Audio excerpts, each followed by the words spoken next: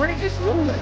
I wanna be the best in the game, invest in my name. Check no restraints, I'm obsessed with the pain. I ingest, I retain, assess and I change. Possessed by the thought I'll be free one day from society's restraints. Money, clout and fame, mud, disease, a plague. We all love to hate, have to play the game, have to make a name. All our insecurities are on display. This is war with the enemy, think that it was meant to be. Living in a time where disease is on every screen. I won't let them fester me, I know most are festering. Negativity.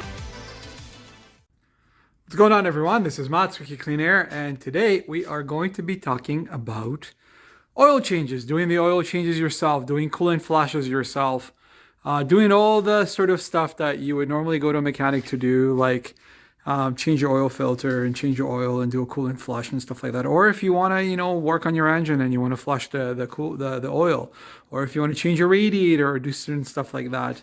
The biggest thing about it is, like, a lot of people don't want to do it because it's messy. I understand. Of course, I was the same way. But my perspective changed a little bit in regards to it, because it really changed when I got my lifts. And then I realized, like, holy cow, it's really not that bad. I understand when you're doing it on jack stands, and some people do it on jack stands, and you got to crawl under the car, and it becomes really, really messy and stuff like that. And it's just, it almost seems like it's not worth it. But when you have lifts, it makes it so much more easier because the car is leveled. It's really easy to get in under the car, and it's really easy to sort of try to do your own oil changes. And I'm not going to sit here and tell you guys how to do an oil change, because that's been covered to death on YouTube. But all I want to say is that I'm getting really fond of doing that kind of stuff myself, and it's really, really cool. Because lifts definitely make it easier. So I'm just trying to say that it's not really that crazy. There's certain precautions you need to take. Obviously, you cover your face and stuff like that, because you don't want to get any fluid splashing your face. The face shields are good. Gloves. You want to wear like full clothing, like hoodies and stuff like that, because you want to protect yourself from any splashes and stuff like that. But yeah, oil changes and coolant flushes. Like, if you can try to do it and you have a lift at home, it's a great thing to do, and I highly recommend it. And I had this phobia about like not doing it because you can mess something up. You can't mess anything up. You just have to be careful. Take your time. Don't change your oil 15 minutes before you got to leave for work. It's not going to work, obviously, right? But take your time and do it, and it's quite rewarding and fun. So I highly recommend it. Okay, so this little turd right here, I just did a tranny flush. I left it overnight because I wanted all the fluid to drip through on the pan. I just did an oil change on it, oil filter oil change, and I did a coolant flush. Things that probably have not been done ever since I picked this thing up about a year and a half ago. I think I did an oil change, but with my mechanic. But I think it was time to sort of set up a nice baseline, which is what we did here. Do everything for the transmission fluid flushing. I'm only going to go with Synchromesh, because Synchromesh or OEM transmission fluid is probably the best way to go for when it comes to Hondas. I'm going to go with Synchromesh just because this tranny is not brand new, and there's no, I don't know where it's been. So flush will probably be a good idea, and putting a nice fresh batch of Synchromesh will probably just allow for smoother shifting, and it's probably something that it's a good idea to do with this thing. But what I'm trying to get to in regards to oil changes, like, if you got a lift, there's absolutely no reason for you not to be able to do one. And it's leveled, it's safe, right? So doing oil changes and doing stuff like that should be trivial. So I highly recommend it. If you do have your lift, explore the options of doing oil changes. And I understand a lot of guys out there are not really interested in doing it because I'm just going to pay my mechanic to do it. It's messy and stuff like that. Well, to each their own, right? Everything's getting really expensive now, and I understand, and I love going to my mechanic and stuff like that. But at the end of the day, you need to try to save some money sometimes, and it's also a good idea to do it yourself and learn more about your car to do it yourself. Now, don't do your own oil changes. Okay, don't do your oil changes because you want to save $15, $20, okay? The reason why I'm doing my oil changes is because I want to learn more about my car, and it's something that I was able to do for the last couple of months, and I was able to do it, by trial and error and figuring out some ways on how to do it. But I just don't see really the reason. If it's a skill that I've mastered and I can do it properly and safely, then I'm going to do it. That's it. If you don't feel like you have the space to do it and have the time, definitely, I encourage you. You got to keep mechanics employed and stuff like that for sure. I think it was just in my particular case, it's something that I can do, and I like the fact that I can sort of leave it overnight, let all the fluid flow out from the tranny from wherever I need. It's not like rush, some fluid left over, put it in, and then off you go. So I definitely highly recommend it.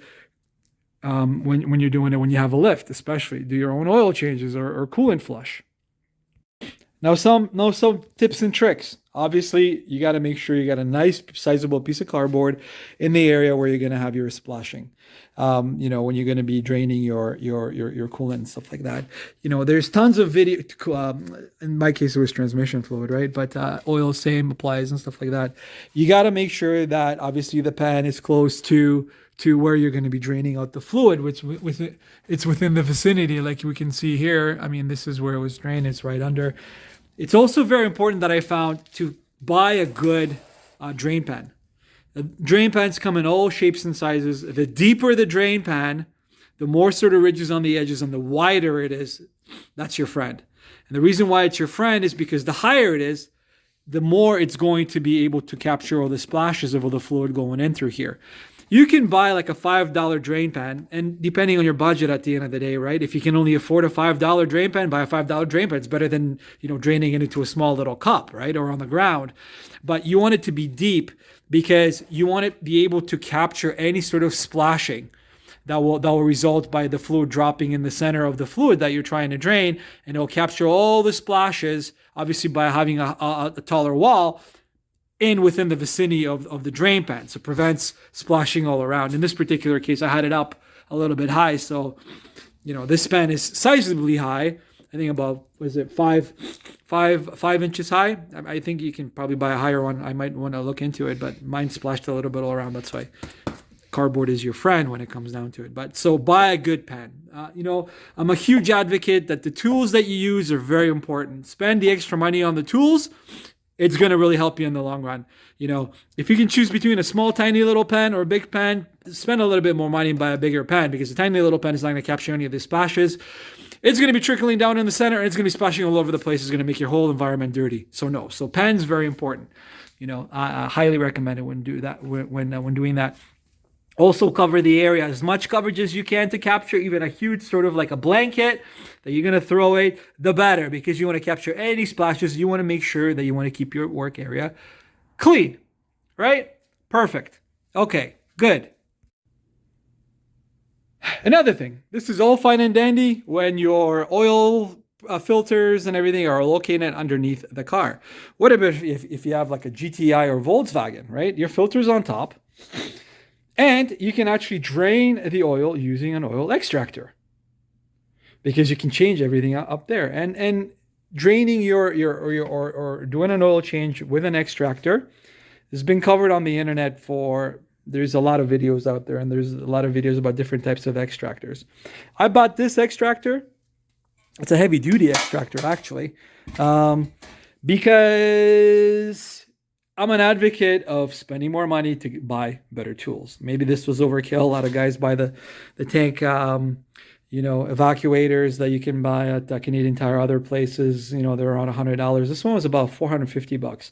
It's expensive, but it has a nice storage for all my extracting rods. Okay, it has a Venturi system, which allows me to drain or extract the oil using an air pressure source. Okay, I can vacuum source this whole tank for it to be able to draw out all the oil. So that's another option when you're doing oil changes. And I've explored this option, and I decided to go and splurge a little bit and buy an oil extractor.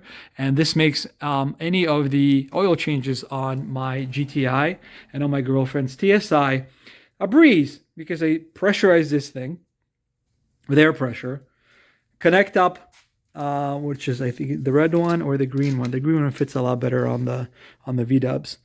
Put this through the oil dipstick, okay? And all the negative pressure will suction out all the oil into the tank. This is a 4-gallon, I believe, 20-liter 25 liter an extractor. So it is overkill. It's heavy duty, but I bought it so I don't have to empty out the oil as quickly. I can do 2 oil changes, and then what I can do is I can eat that, or even coolant or any other stuff that you want, put it in, and then just dump it all, and then off you go, right?